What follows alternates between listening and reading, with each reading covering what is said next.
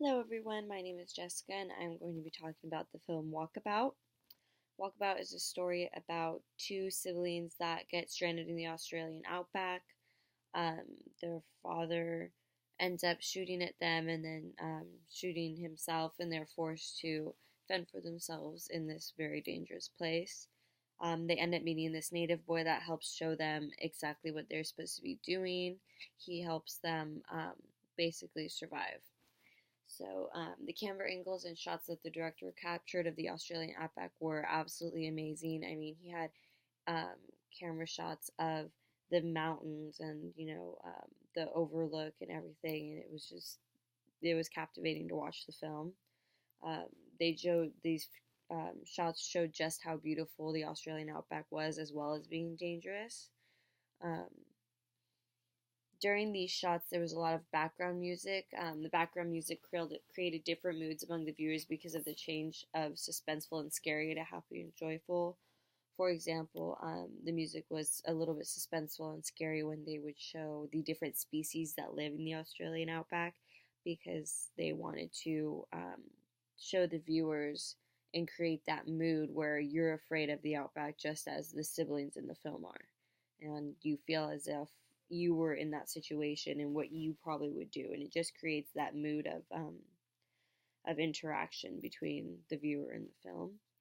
And then it switches to happy and joyful music in scenes where scenes such as when the siblings are playing with the native boy and they're all acting like kids again, and it kind of gives the innocence back to all these kids who obviously had to grow up very fast to be able to protect and live on their own. um, the way of editing also created a certain mood among viewers because of the way that there would be some flashbacks between each scene. For example, when they're flashing back between the beautiful shots of the outback and back to the people like working in the outback and doing all this stuff, and it kind of gives that sense of guilt to the viewers because, for me at least, I felt like humans were coming in and ruining this beautiful nature that all these creatures live in. It's ruining their habitat and stuff like that. And another scene of that is when the native boy is out hunting and the car full of men comes by and kind of messes him up and knocks him down. And I feel like that also just shows the guilt because, he lives out there. That's where he, does everything. And then people are coming in and ruining it for him, not giving him food and all that type of stuff. So yeah, I think the camera angles probably were the most captivating thing in this film. The storyline was amazing as well. But I definitely liked this film. I thought it was awesome. Everything about it was really good. Some other things that were in the film, um, at the end kind of gave me a little twist because I didn't know. It kind of jumped, so I didn't know exactly what happened. I guess you could say it was kind of like a hook ending.